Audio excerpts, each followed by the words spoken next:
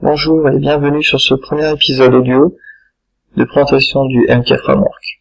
Dans cet épisode, je vais juste vous expliquer comment télécharger le framework et l'installer sur votre ordinateur. Alors, tout d'abord, rendez-vous sur mkframework.com. Ici, vous arrivez donc sur le site avec la navigation vous permettant d'accéder aux différentes pages. Cliquez sur télécharger. Comme vous pouvez le remarquer, vous avez plusieurs façon de télécharger le framework, soit en téléchargeant un zip, soit via SVN, mais également via GitHub et via Composer, pour ceux qui connaissent.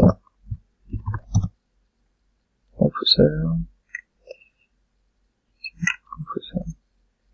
Également via Composer pour ceux qui connaissent. Voilà, revenons au site MK Framework et téléchargeons par exemple la dernière version. On télécharge donc un zip. Ce zip, je récupère ici. D'accord. Je découpe, je vais sur mon répertoire web et je le colle. D'accord. Donc, revenons sur notre ordinateur à l'adresse localhost. Pour accéder à l'adresse web où nous venons de copier notre zip, on voit ici notre zip. Si nous retournons dans notre gestionnaire de fichiers et que nous déarchivons le framework, nous pouvons faire un petit F5 et voir donc le répertoire normalement désarchivé. Clique dessus et là on se retrouve sur le framework, ou plus exactement sur le builder. Mais qu'est-ce que le builder? Je mets à 100%, ça sera mieux. Alors, mais qu'est-ce que le builder? Le builder, c'est l'équivalent de la ligne de commande sur les autres frameworks. C'est-à-dire que sur ce framework-là, vous n'avez pas besoin d'user de votre ligne de commande pour créer une nouvelle application, générer un cru, générer la couche modèle, etc. Ici, j'ai mis en place une application web qui vous permet de faire tout ça en mode visuel. Donc là, j'ai téléchargé le framework sous Linux, qui est un OS qui gère les droits de manière stricte, comme macOS X, pardon. Donc là, j'ai un souci en fait de droit sur le répertoire data généré. Donc là, je vais régler ce problème-là. Donc en allant sur le répertoire du framework, dans data généré, comme indiqué, et lui donner les droits pour qu'il puisse écrire dedans. Donc là, on est en lecture seule, je mets lecture écriture et lecture écriture. Voilà. Si je fais F5, là j'ai le droit d'écrire dedans. Pourquoi il me faut les droits d'écriture dans data générée? C'est bien simple. Le builder est également une application MK Framework. C'est-à-dire qu'à partir du moment où vous souhaitez créer une application, l'administrer, etc., vous allez la générer quelque part. J'ai décidé de la faire générer dans data générée. Pour information, vous pouvez changer ce répertoire de génération. Dans le répertoire de configuration, vous pouvez changer le répertoire de génération ici.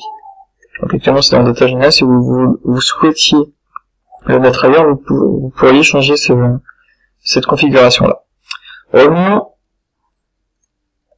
à notre builder. Donc ici vous avez le choix entre créer une application vide, créer une application avec des exemples. Ça c'est pour un petit peu prendre en main et voir comment l'application se développe et voir un petit exemple un petit exemple parlant avec plusieurs cas. C'est ce qu'on va faire dans un premier temps pour voir un petit peu quelques exemples de programmation avec le framework. Par exemple là je crée une application exemple, donc avec des exemples, je crée. Donc là il va créer, c'est-à-dire qu'il va créer dans le répertoire généré le nouveau projet exemple, d'accord. On peut soit voir le site, soit éditer le projet, soit l'explorer. Là, on va juste voir le site pour voir à quoi il correspond. Donc là, on voit qu'on a un listing d'articles avec la possibilité de les éditer, de l'afficher, de supprimer. C'est ce qu'on appelle également un CRUD pour Create, Update and Delete. Read, Update and Delete. C'est la majorité des actions que l'on fait sur une base de données. On voit également un exemple de pagination. un article là qui utilise des modules tableau. Alors ça, on verra ça dans un autre épisode. On voit également comment charger une classe métier. On voit un exemple de graphique généré en Canvas ici et en SVG ici, avec un des plugins fournis avec le framework. On voit également un exemple Google Maps. Donc là, c'est l'intégration d'un module Google Maps dans votre application. Tout ça, bien sûr, avec le MK Framework en quelques lignes de code.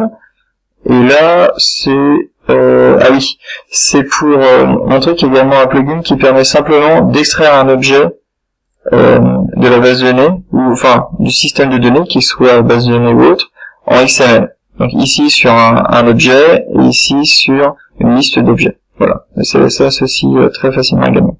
On voit également un exemple d'authentification sur l'application.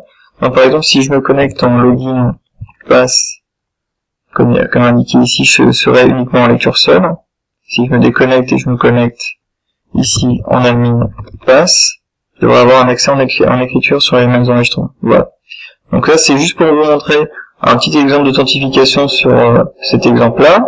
On voit également qu'on peut administrer les comptes, les groupes, les permissions que l'on donne, etc.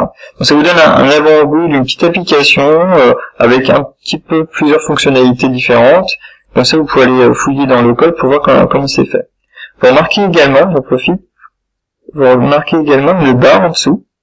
Cette barre, c'est la barre de debug qui est uniquement disponible en mode dev. C'est-à-dire que là, par exemple, on est sur l'application exemple. Je reviens sur le répertoire qui contient, d'accord, exemple. On peut modifier, je vais dans data générée, exemple, d'accord. Je le définis comme racine. On peut modifier, je suis trompé, dans mode. Là, on est en mode dev, d'accord. Si je mets en mode test ou prod, n'importe quoi de différent de dev, je n'ai plus cette barre, d'accord. C'est normal, puisque en mode développement, vous allez avoir besoin d'une barre de debug. En production et en test, vous allez la désactiver. Donc voilà. Juste en changeant ceci, vous avez la barre de debug. Donc dans cette barre de debug, on voit également les permissions qui sont vérifiées, mais j'en reviendrai dans un autre épisode, la configuration qui est chargée, les connexions qui sont instanciées, enfin, du moins, le fichier de connexion disponible sur l'application, les variables serveurs, les variables post, bon, là, il y en a pas parce que je n'ai rien posté, enfin, je n'ai rien envoyé via protocole post, en get, etc. Et le temps qui a été donné. Vous pouvez utiliser la barre de debug également comme un affichage d'espion, mais j'en reviendrai dans notre épisode. Également, vous pouvez chronométrer certaines actions de votre application, mais pareil, j'y reviendrai dans notre épisode. Donc là, pour cet épisode-là, donc je vous ai montré une petite application qui vient avec le framework que vous pouvez voir un petit peu. Vous pouvez également créer une application Bootstrap. J'avais fait une vidéo où vous pouvez voir en quelques clics qu'on peut créer une application Bootstrap. Donc pour ceux qui ne connaissent pas, c'est un framework CSS qui a été promu par Twitter et qui permet de gérer du responsive design. Et ceci très facilement avec une charte graphique très sympa.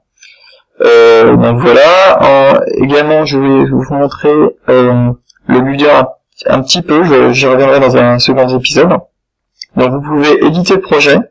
Et donc là, vous voyez toutes les actions que vous pouvez faire sur un projet. Donc créer la couche modèle, puisque c'est le framework est un framework MVC, modèle vue contrôleur. Et donc il utilise un ORM ainsi qu'une DAO pour accéder aux données. Créer un module, alors ça c'est le cœur du framework. C'est un module, c'est un ensemble de pages si vous voulez. Donc par exemple sur un blog, vous allez avoir un module article qui va vous permettre à la fois de lister les articles et de les afficher. Vous allez avoir également un module d'administration des articles qui vous permettra de les lister et de les afficher, mais également de les modifier et d'en ajouter. Donc c'est ça un module, c'est un ensemble de pages qui ont le même la même cible, si vous voulez. Vous pouvez également créer un module en curseur, un module d'authentification, car le builder vous permet également très simplement de passer votre application en mode privé public, et donc de pouvoir créer par la suite des comptes pour pouvoir vous connecter à vos données. On peut voir également qu'on peut créer un menu, un module intégral, puisque le MK Framework permet simplement de gérer vos vues.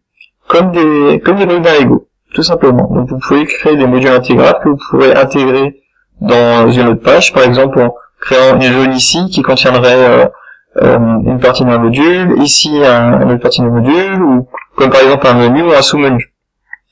Voilà, et ce sera tout, je pense, pour cet épisode-là. Je vous dis à bientôt dans un prochain épisode pour découvrir un peu plus en détail le builder et voir le temps qu'il peut vous faire gagner.